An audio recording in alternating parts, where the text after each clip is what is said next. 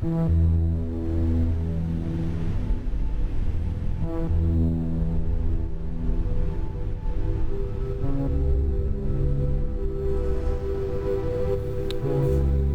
fellas, Meat Trapper here, and I'm going to start a new series of videos where I'm going to review skinning knives.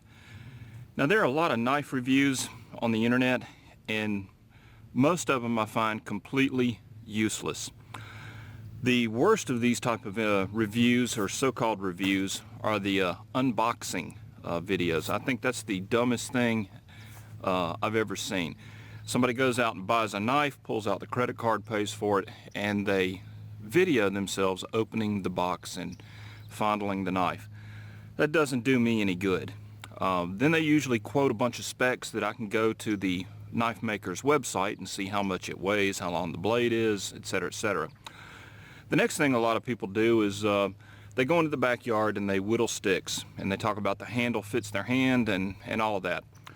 Once again, that doesn't do me any good. What I'm looking for is, how does a knife cut flesh? How does it skin? How does the knife hold up to hitting bone repeatedly? Because those are all things that I do when I skin critters, and I skin a lot of them. So the first knife that I'm going to review is the Knives of Alaska Yukon belt knife. This knife here is basically a Canadian pattern knife. And this was popularized by Gromans, which is a manufacturer up in Canada. And for some reason, this style and pattern of knife has just never caught on in the United States. It seems like we Americans, we're stuck on the drop point hunters as a skinning knife, or a knife that has a lot of belly in it.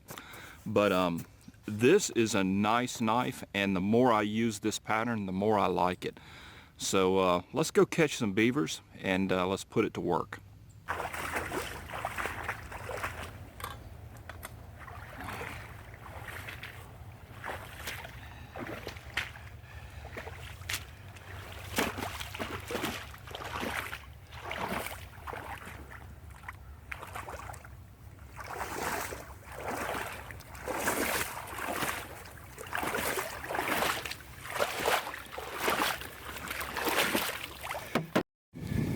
Now there are two versions of this Knives of Alaska Yukon belt knife.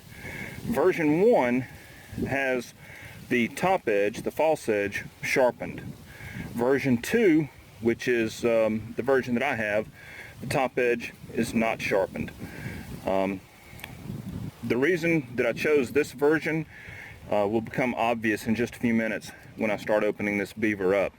But basically, as I'm making my opening cut, I do not want anything sharp puncturing the intestines or the organs as I go up. So I want everything on here dull compared to sharp.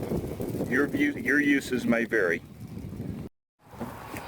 Now, as you can see, this Knives of Alaska Yukon has already done a couple of beavers, and I want to show you just how long lasting this edge is, and just what a pleasure this style knife is to use.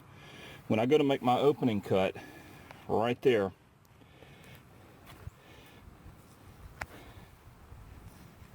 that just, see, that just cuts and cuts. And like I say, I've already been using this knife,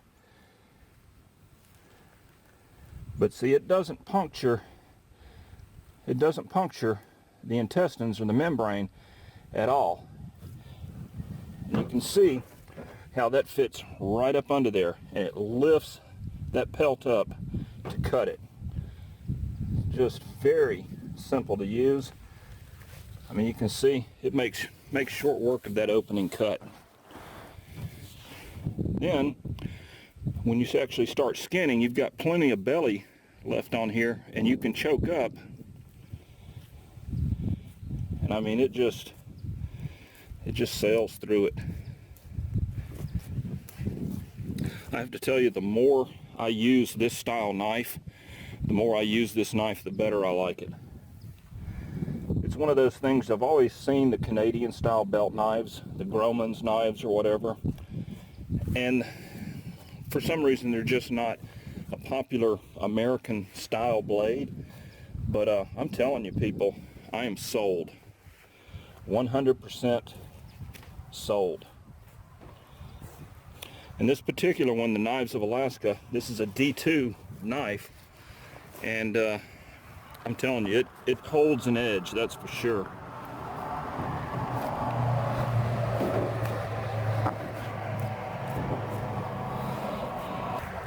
If you've ever skinned beaver, you know just how much grit and dirt is in that pelt and just how it will dull a knife. And of course, I don't save the pelts, and so I'm just doing a rough job here because I want to get this liver out. That's another thing. I didn't bring my game shears with me this morning. I'm skinning here at the put-in, and this is already cut, the rib cages and the ribs out of 2 other beavers, and it's still going.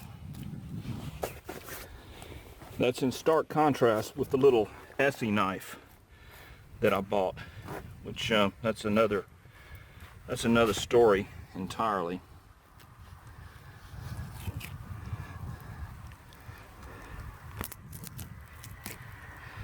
You can see it cut right through those ribs. Let me give you a better shot.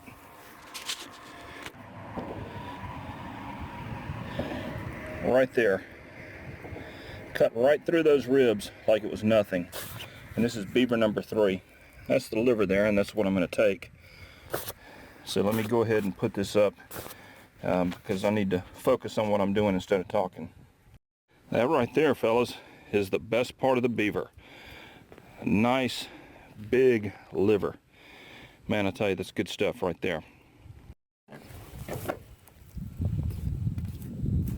You can see after cutting through all those ribs and the breastplate and all of that, this thing is still humming along, man.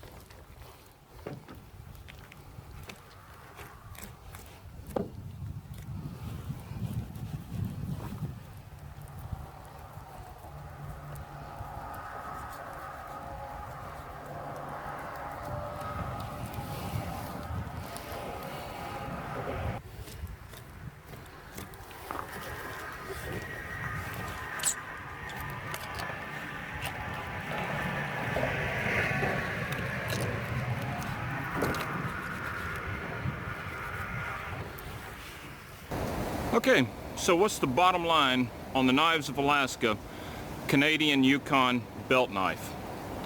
Well, the first thing is the Canadian pattern itself. If you haven't tried this pattern of knife, you're missing out, and I know I was. I can't believe how much I like using this style knife. That being said, you can see this is an excellent skinner.